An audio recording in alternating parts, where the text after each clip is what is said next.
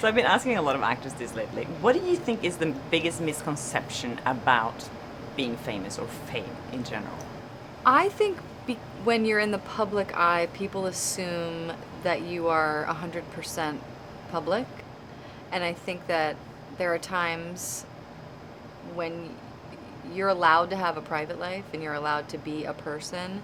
And I think, when people say like, oh, well, when you get into this business, you have to know, like, that's the price you pay. And I disagree with that entirely. It's your job and it's what you do when you show up on set. It's what we're doing right now. And then after that, I'm not a jerk if I want to like have dinner with my family and I don't want to, engage, and I mean, of course, there's a time and place for all of that, and I'm very grateful when people want to say hello or something. But I think there is a misconception because of social media and people being so public and open that it's weird when you aren't, rather than before it was not that way. Because I'm not on like social media or anything, and I think people are like, that's that's weird, and it's like I just am not open that way, and it doesn't mean anything other than just I'm just not. And it's like I think people do assume that it's all just like diamonds and laying around like money, and it's like it's not caviar like that. Swimming pools, which I just got out of. Mine's filled with tuna. Yeah. Yeah, anyway. I think there's lots of,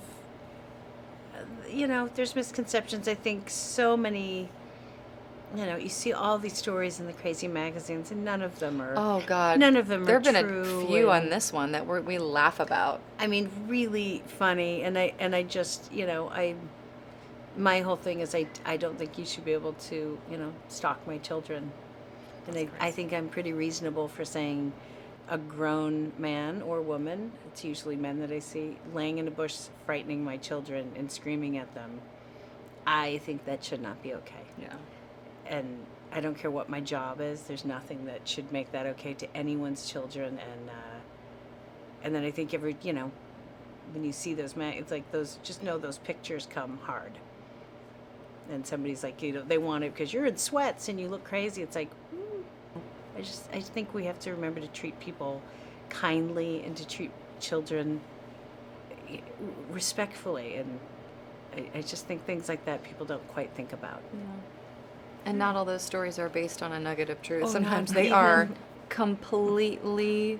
There's just something where I had a chainsaw, and someone at my house put a nail gun through his hand, and I rescued him by cutting out the wood with a chainsaw and did some kind of medical procedure. I was like, I'm sorry, what? Not even in the nothing. Yeah.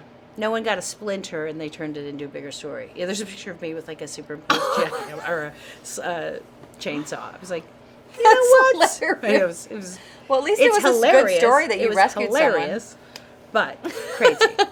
Great talking to you guys. Oh, sorry. And I'm really looking forward to this movie. Oh, thank you. Went off on that. Makes it get